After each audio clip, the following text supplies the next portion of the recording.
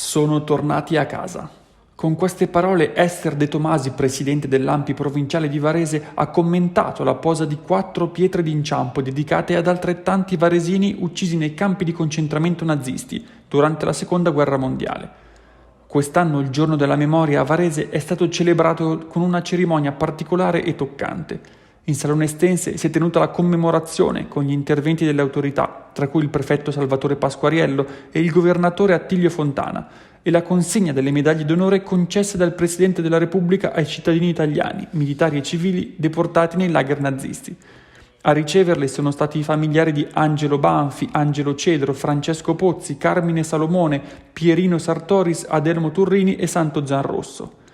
Davanti al municipio sono state poi posizionate le pietre d'inciampo che portano i nomi di Calogero Marrone, Mario Molteni, Luigi Morellini e Attilio Paolo Vergani.